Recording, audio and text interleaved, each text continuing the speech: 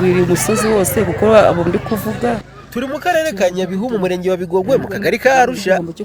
Ni amarira n'agahinda aha kuri uyu musozi wa Arusha aho 6 bamaze gupfa abandi 2 bakaba barembeye kwa muganga hakekwa inzoga y'inkorano itujuje ubuziranenge banyoye aho bavangaga amazi na rokoro bigana kanyanga nk'uko abaturanyi babisobanura.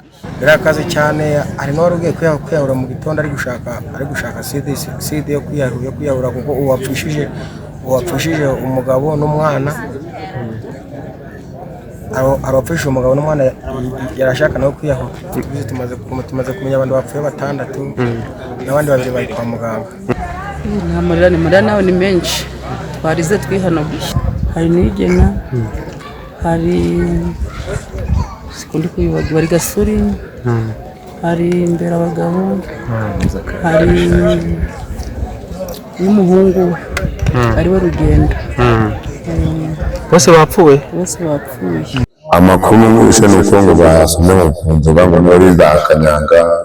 Hari n'abaturage bavuga ko bahangayikishijwe nuko uwo mubare ushobora kwiyongerera bitewe n'abayinyoye, ni mu gihe hari n'abavuga ko abarwariye kwa muganga hari abamaze guhuma.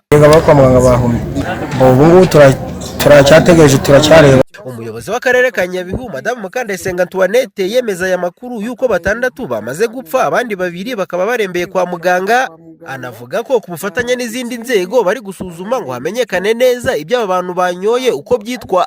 Hapfuye abantu 6, 2 baracyari kwa muganga. Icyo ngicyo kugeza ubu ngubu nicyo kimaze gukorwa. Mu byagaragaye rero nuko amakuru tuyamenya, twaje gukurikirana kugira ngo turere impamvu y'izo mfu. Dusanga haba hano kwa muganga twabajije ndetse na bamwe mu miryango batubwira yuko abo bavandimwe babo baje bataka umutwe mu nda ndetse bafite n'umuriro. Ibyo ngibyo bikaba ari byo byabaye inzira bamwe yo kubura ubuzima. Banakangurira abatuye aha kwirinda kunywa ibyo babonye byose birimo inzoga zitujuje ubuziranenge z'inkorano no gutanga amakuru ku bazikora. Ko nta muntu ukwiriye kunywa ibintu abonye uko byaba bimeze kose.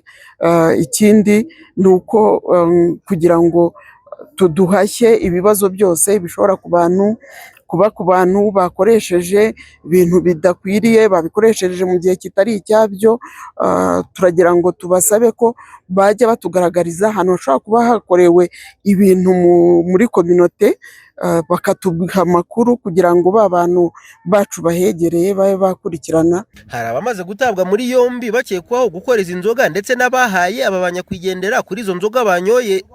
Mu bamaze gupfa 5 bajyanwe kwa muganga gukorerwa isuzuma ryisumbuyeho ngo hamenyekane neza ubwoko n'amazina y'iyo nzoga banyoye.